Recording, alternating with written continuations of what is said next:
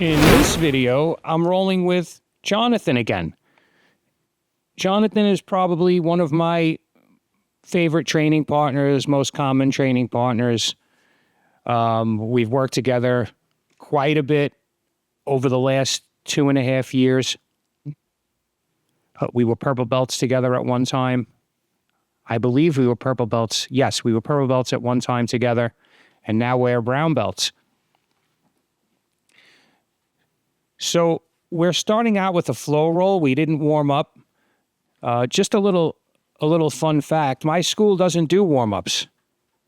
So you don't have to be a purple belt to come late to skip them. There are no warm-ups.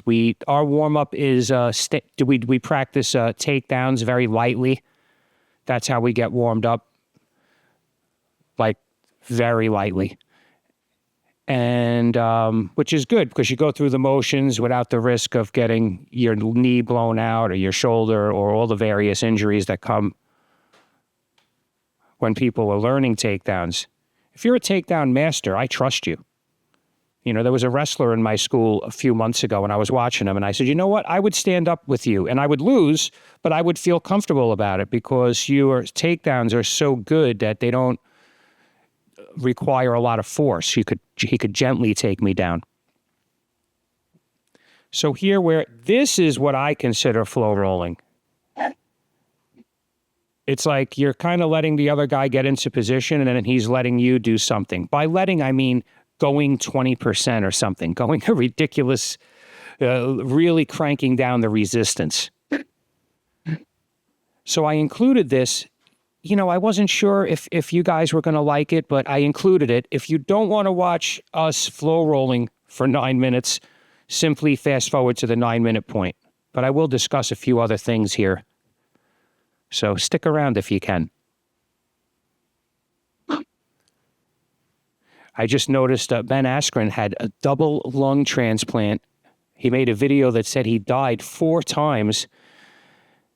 You know, it's so scary to think that you could go from being such a high level athlete to death at such a young age. But I'm so happy he recovered or he's recovering, and hopefully this extends his life significantly. You know, when you get these heart surgeries and transplants and things, you don't really live, into your 80s and 90s and things like that. My father had congestive heart failure. He lived another 4 years after that, which was considered a miracle. Years ago, he would have been gone. Not to be morbid.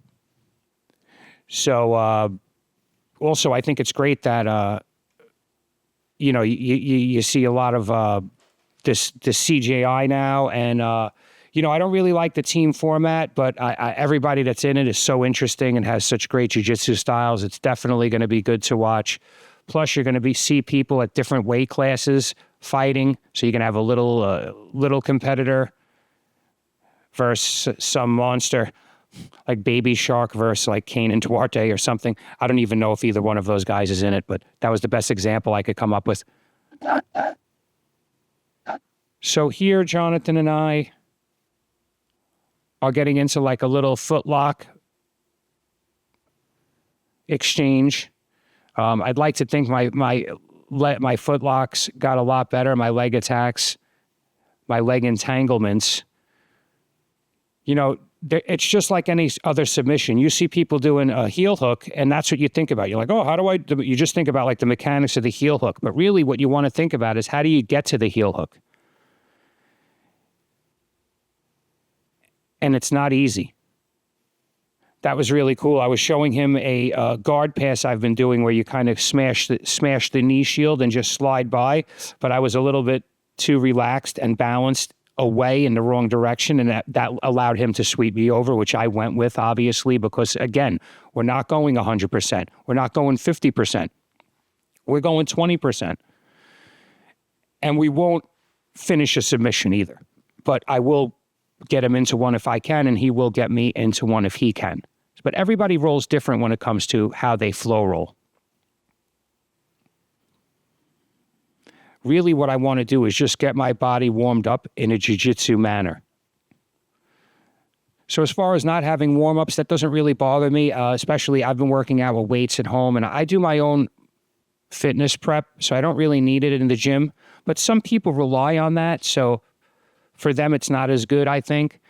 Some people come to the gym with no real athleticism, and you can develop some athleticism by doing the warm-ups. But no one's stopping you from getting there earlier and then just doing your own warm-ups. Because jiu-jitsu is like life. At the end of the day, you're on your own. So that was a good step over to mount.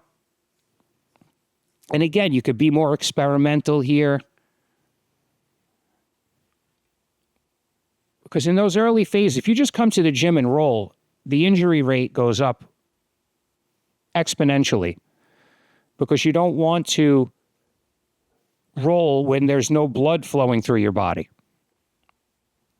So you want to run around first at a light pace, jump rope a little bit, get the blood pumping, then stretch, then roll. Right? And this takes time. I'm usually in class early. I advise anybody, depending on the school, but if you could get there a half an hour early, at least you should. When I used to do Kung Fu years ago, the class was 2 hours long and I'd get there an hour early. And I would really do more in that hour than I did in class sometimes. And it ended up paying off as far as athletic skill development. That was Shaolin Kung Fu, if anybody's wondering.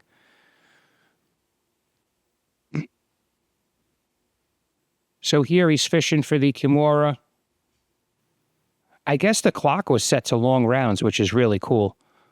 There was music on, so I couldn't include it in the video. So there I got into the leg drag position.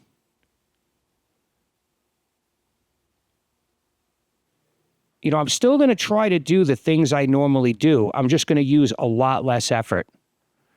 And I think that on a high level, you should be able to either dial up your effort or dial it down and have a good idea of what it's really like. Because some people think they're dialing down their effort and they just go from 100 to 95. But in their mind, they're going from 100 to 50. So they don't really have a good awareness of their athletic level, of how much they're putting into it. So here we're going over the octopus sweep, I think it's called, or the octopus guard, but basically kind of what Craig Jones does. He reaches around the back like that and gets the sweep. So Jonathan just demonstrated it to me. One direction I was familiar with, but not the other. And so he just showed me that. So now we're exchanging notes a little bit. He's a little, he's maybe 20 pounds heavier than me, something like that. And I think he's around 36, the prime of his life, dare I say.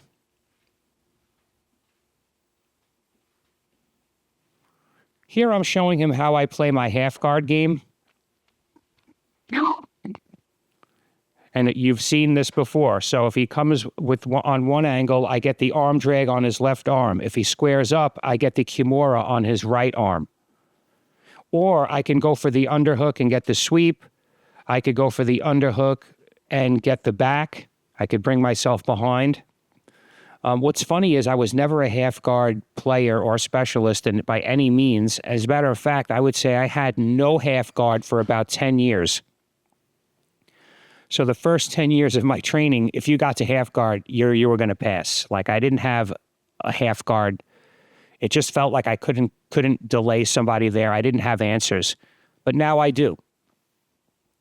So here we're starting like a real roll. I have him in a cradle. Now, with Jonathan and I, and what I suggest to everyone, if you're able to do this, is to try to start light. So it's still a roll, but I would say our effort levels are probably at 70%, 65%, like that. And then as the roll goes on, you raise your effort levels. And I think that's a good way for both people to stay safe. And the reason why I say that is you're going to go through sequences of moves that you're now familiar with. So when you start going close to 100% or 80 to 85%, you already know what the other person wants to do. If two people come in and just go 100% right off the bat, I think that's a formula for injury. Who don't know each other's games, who don't know what they're trying to do. So here he's trying to arm drag me. As he did that, I went with it. There I threatened like a fake heel hook, and I got the hook under his leg from that, and I'm looking to scoop him across and pass, which I just did. I think I got lucky. He was trying to go the other way. So I have him in the cradle again. I've been watching wrestling videos, and they use this a lot, and it's funny how it's ignored in jiu-jitsu. So there he rolled over, tried to get on top. I came behind his back. And where am I? I'm behind the tricep. Here I'm trying to get from behind the tricep to on the back, but he's shaking me off. And now as he shakes me off forward, I'm starting to think of the triangle here. And I switched from the triangle to the arm bar, which I had, but he was able to turn his arm. I wasn't off to the side enough. You have to get off to the side when you do an arm bar. You can't just do it like laying straight. I mean, there is an arm bar from there, but the common arm bars and triangles and omoplatas all come from being on the side, on an angle, a 90-degree angle if possible. So here he's doing a good job of controlling my leg. Again, he knows what I like to do, so either my foot's going to go on his hip, my left foot, or it's going to go into the De La Riva in this position. If he's to square up, I go to butterfly. And all of these things I'm discovering by, watching editing my own videos. So if you can, I highly recommend taking video of yourself, even if it's with your cell phone. You don't have to put it on YouTube. But when you go home and watch it, many times I even forget who I rolled. I'm like, oh, I forgot I rolled with that guy. Oh, yeah, that was a really good. So it puts your rolls in the front of your mind and you can analyze them. So here I'm kind of going to his back. He wanted to step over. I prevented him with my right arm and swung him back. And now I'm looking for a leg entanglement, possible heel attack. He kicks out. And we reset the position. So here I'm pushing my head into his chest. And while I do that, he's going to have that knee shield, and then I just turn my hip to slide off the knee shield. That's really what I was going for there. But, obviously I'm not always going to get it. Here I'm looking to come up over the top and clear that hook and get to a mount position. You see Adam Warsinski do this quite a bit. So there I jumped off, went to my side step around pass that I always do.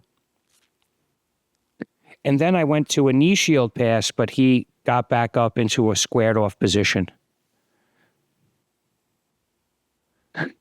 So really, if this was a tournament, let's say, and I had to pass his guard, I would stand up right now.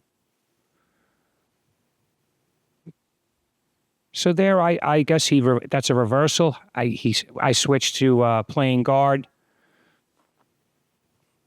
I'm putting my elbow up on that angle, and when he leans his weight into me, it goes on my elbow. And I told him, I said, I'm not putting my elbow into your chest, but if you lean this way, it's going to be waiting there like a fence. And it's supported by my knee, if you see that, my knee shield. If you just put your elbow up, he's just going to slide off it. But if you have a knee shield supporting it, and I just explained that to him here.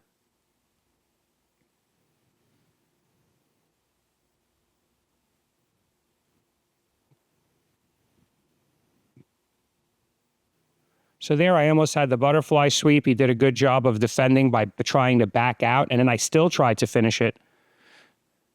So here we go again. I'm switching from hip to De La Riva. So my left foot's either on his hip or in the De La Riva. Again, he's choosing this option, not me. It's just on the angle that he's standing is the way I attack. So here he tries to step back, and I go to a back take like a crab ride. And I end up inside control. So it was either get his back taken or do that forward roll. Now, if I was a little quicker, I could have rolled a little bit faster and got behind him and stayed in the back control, but I didn't feel like taking that risk, and I knew I would land in side control from there. So he's much stronger than me, so when I go for like a submission, it's very difficult. Here I'm trying to get my step over armbar, and he's really doing a good job of defending. I also set it up by going for the Americana, which he defended. I really have to sneak it on him. It's not like I've never submitted him that way, but it has to be by surprise. You need a lot less effort when you do things by surprise, which isn't always possible, but that's what's clever about jiu-jitsu. I'm looking for like an Ezekiel choke. He's trying to prevent my left hand from going in front of his neck. I put it over his mouth for a second. I think I might have been able to get a tap if I just smother him with my hand on his mouth there, because there really is nowhere for him to go. So when he bucked, I went to mount, and then I was sticking with it too long, and he rolled me over. I thought maybe I could finish it. So there I put my left foot on his hip and made space to bring my legs in to have an effective guard, because my legs are probably stronger than his upper body.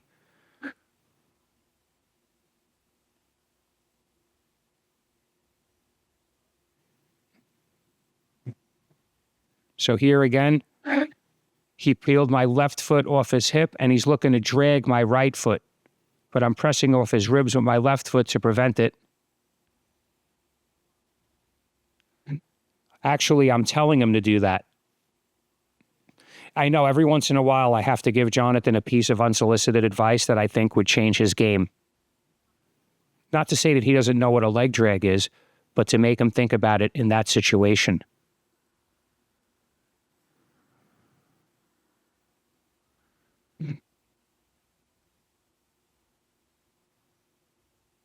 So there, that was an example of a Tai Chi sweep, and then when he resisted, I pulled him forward with a double wrist control.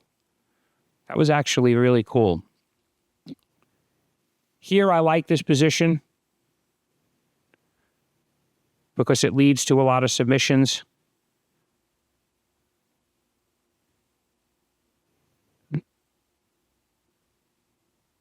It's hard to peel my legs off there.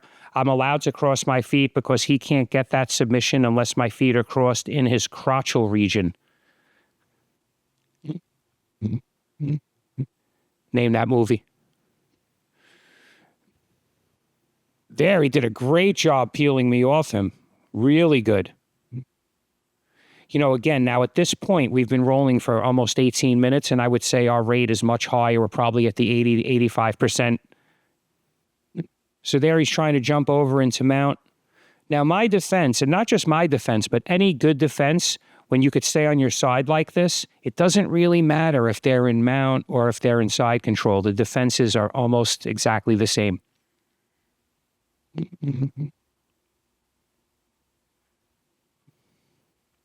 So there he looked to step over to a triangle, and I stopped him with my right knee.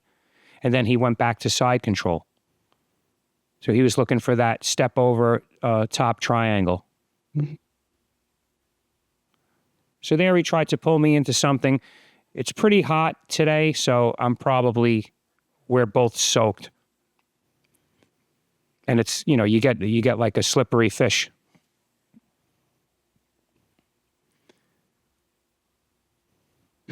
So here we're having a fruitful post-class discussion, as always. And, you know, in my opinion, if you watch that round between us, that's the intensity. That's the way people should roll. It's the perfect example because we increased our skill and we stayed safe and we got a good workout without going bat crazy. So if you like those shorts, sorry, I have to do some advertising. If you like my shorts there, those are on the Ex-Marshall site. The Carpe Diem rash guard is not. That's where I bought that in Japan. Good chain of schools in Japan. You should definitely check it out if you're ever out there. But you can pick those shorts up on the Ex-Marshall link in the description, or you could get my Jits over 50 rash guard or my Let's Roll rash guard. Or you could just buy me a coffee. Either way, I appreciate it. If it wasn't for all of you, I wouldn't have a channel. There's Marek, the 200 and something pound giant black belt. Thank you for watching. please like, share, and if you haven't already, subscribe. Thank you.